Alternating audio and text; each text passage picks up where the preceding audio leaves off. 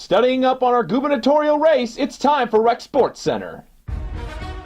This week on Rec Sports Center, my co-host gets a little bit older and a little bit taller as we take a look at basketball, outdoor soccer, and indoor volleyball. We're harvesting season 2. This is Rec Sports Center.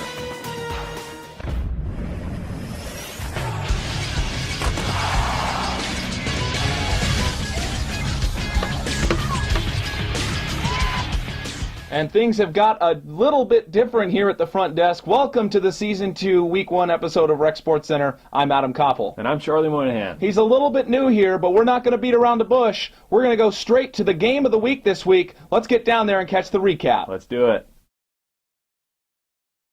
Our game of the week takes us to JL Gym, where we see a Co-Rec A basketball masterpiece featuring Coach Rob's dream team against P-Go-Go Q's wonderfully gifted athletes.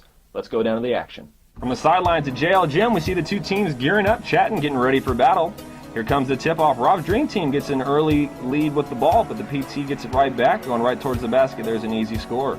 B. Rooney notices an issue, stops up where he knows best from the 3, and followed right back up with another 3 from the corner. Rob's dream team up 39-23 at halftime. Second half action now. PT would go on a run, but it would not be enough as Coach Lynn Roberts would hit a 3. The women's head basketball coach would get an assist right here on this, followed by her assistant coach Davin going coast to coast with this dunk. Coach Rob's dream team takes it. And afterwards, we caught up with Amy Van Hollebeck. We're just having fun out there, trying to bring a little Pacific athletics support over to recreation. We've heard a lot of people are talking trash about our team and that they can beat us, so, we're just looking forward to the games to come.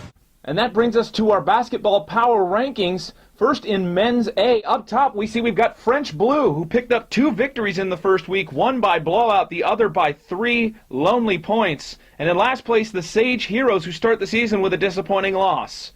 In men's C Orange Division, we've got Jesse B up top, and they are unrivaled in this division, proven so far by 2 blowout wins, followed by Sigma Chi, who are hooked on phonics. At least that's why they spell their name phonetically.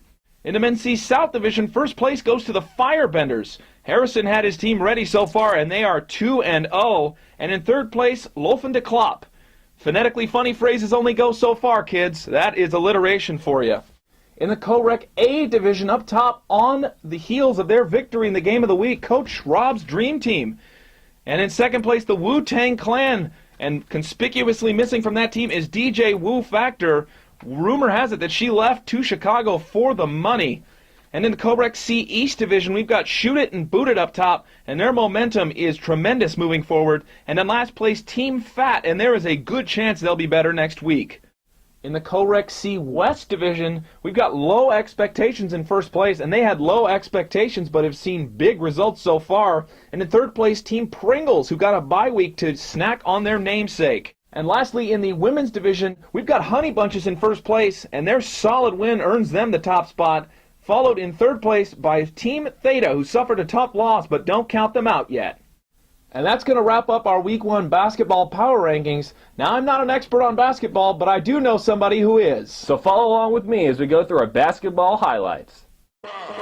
Getting started with some basketball highlights, we see a nice behind-the-back pass for an easy layup. That is correct, followed by this next area code shot. You were going to have to call collect from that distance. We're breaking away now, up to the basket. Here we go. Rejected. Followed by this drive to the lane. This one is actually going to find the bottom of the net. Coast to coast, we see a nice little whoop-de-doop pass, and he's in there for the easy score. That is an official term, whoopity-doop. Looking like Big Country Reeves right here to finish strong. Time now for indoor volleyball power rankings. Starting with men's A division, in first place we have Spiketown, still predominantly Hawaiian and still really good. In third place, Set It and Forget It.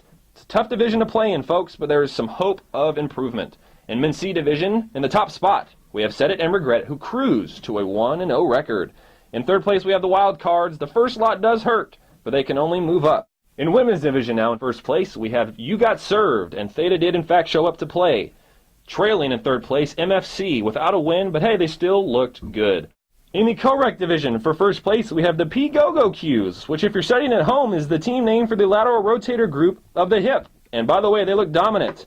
Following up in the last place of this division, Team Dig Me, and they're only at the bottom because only 2 teams have played. Hopefully they will move up next week. In the infamous words of Robert Carter, volleyball time. Here is a spike right here, and that is going to go for a point. Look at this finesse. If you didn't think volleyball's about it, now you do. That's beautiful. That is very beautiful indeed, comrade. Followed by this setup, that is going to go for a spike. That is not going to be returned. If you didn't catch that one, look at this one. It's about the same thing. Here's another spike. We are spike happy today. This is a nice serve by Reed Harada. That is not going to be returned. I think I do it. Yep, spike. Well, you can guess that one pretty accurately, followed by, you guessed it, spike. Check out this clip. He's going up. It's so beautiful. Block! Oh, that's game over for him. Followed by this nice little setup with a fake spike, followed by a real spike off the wall. And to finish it off, you know it. A spike. Oh, man. The world calls it football, but in the words of Dr. Stephen Colbert, nobody cares about the rest of the world. Here is indoor soccer's power rankings for the week. First in men's 8, we've got the new types up top. 2-0 this week behind two hard-fought battles, I should say. And in last place, Pike, whose loss early in the season really hurts their chances moving forward. In men's C Orange division, we've got Sigma Chi up top. And with an 8-0 victory, the top spot is theirs. That is quite unusual. Followed by 107 Brick Squad, who squeak out a victory to remain near the top. Moving on to the men's C Black division, up top we've got a Pike team that showed serious promise going into the season and followed it up with a solid win. In fourth place, XYYV5. We're not really sure what that means, but so far, a tie is all they've got. In the Co-Rec B division, up top, we've got 2 MBA for you, and the business school comes from nowhere to grab the top spot in our power rankings. In second place, Toot It and Boot It, and Chris Jansen is very proud of his creation so far. Lastly, in Co-Rec C, we see SHPE. The Engineers are dominant early, followed by the Globetrotters, Scoregasm, and in last place, the Mobsters. And Don Vito, I should say, is not going to be pleased with a 15-0 loss. And that brings us to our lowlights of the week. First, in basketball, this pass is going to go down for a three-point shot that is not going to find the net. Percentage is better up close, not in this clip.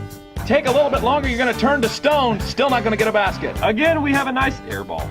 Not quite what you want there. Brendan Rooney showing why he is so good at football, not basketball. Let's be a little easy on the guy. Let's try a little further away there, Brendan. How about it?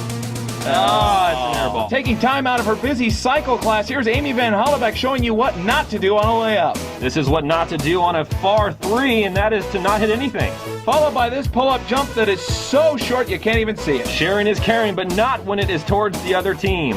No, that's called a turnover. Ouchie, ouchie. And Kyle Fox has to be involved here somewhere. Nobody's getting to that. And for the lowest highlight of them all, let's look at them not even get towards the other side. Ouch. And that's going to just about do it for this week's episode of Rec Sports Center. If you like what you've seen and you've liked Charlie's job so far, go ahead and scroll down, click the like button, and we'll bring him back next week. Otherwise, I'm Adam Koppel, and for my co-host Charlie Moynihan, thank you for joining us. We'll see you again right back here next week.